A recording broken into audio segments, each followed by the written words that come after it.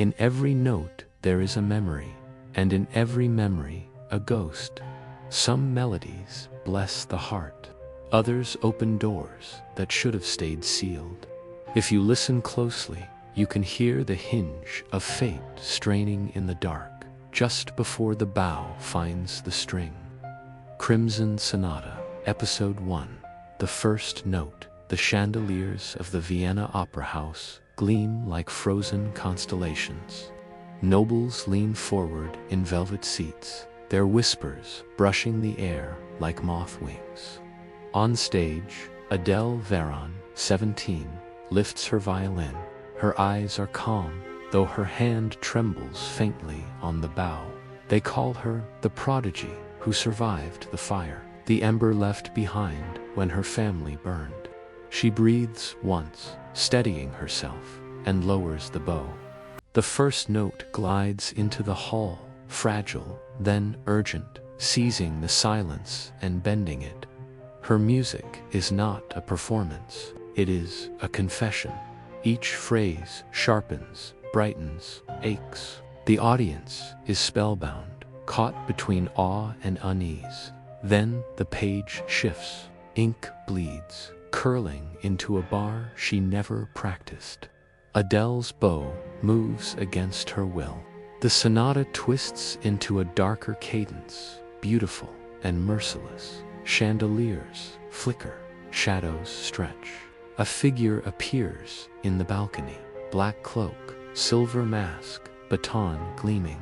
Her string snaps with a scream, panic surges. She stares, yet the violin is whole, flawless in her hands. The masked figure vanishes. Backstage, Adele collapses into a chair. Madame Roussel, her mentor, steps forward, eyes cold as glass. "You played it," she says. Adele shakes her head. The notes changed. The other score. Madame interrupts. "The one buried within. Someone placed it in your hands." Later, Adele drifts through the empty streets. The Danube glimmers, the city hushed. A violin's sound rises from a square. Drawn to it, she finds a ragged man under a lamppost, his violin cracked. "It chose you too," he croaks. "Once played, it never leaves, it eats you." He drags the bow. The sound claws at Adele's mind, twisting the street into impossible corridors. She collapses. The man convulses, blood pouring from his ears. His violin shatters.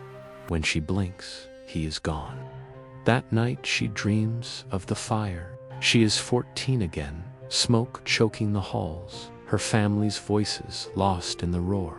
And through the flames a figure conducts, baton cutting arcs, silver mask gleaming.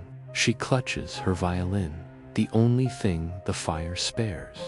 At dawn, a letter awaits her, wax sealed with a crimson rose bound in thorns. "To Adele Veyron, we recognize the gift you bear and the burden tied to it.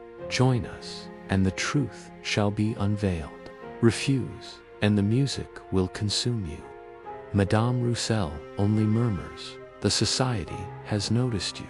They will not be denied." That evening, Adele stands at the riverbank.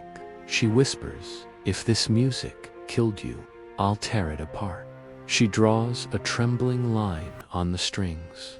The river ripples and her mother's face appears for an instant before fading. As she staggers home, footsteps follow. The silver-masked figure emerges. "Your bow trembles because you resist," he says. "Surrender, and the sonata will grant you what you desire, even resurrection." He leaves behind a torn page of music, its notes shifting like veins, a stain of crimson at the corner. Montage. The page lies on Adele's desk, alive with movement. Madame Roussel whispers behind curtains. The girl has begun her part. In a hidden chamber, masked figures encircle a conductor's baton. Adele stares at her reflection in the window. It smiles before she does. The first note has been struck, and once it has begun, the sonata never ends.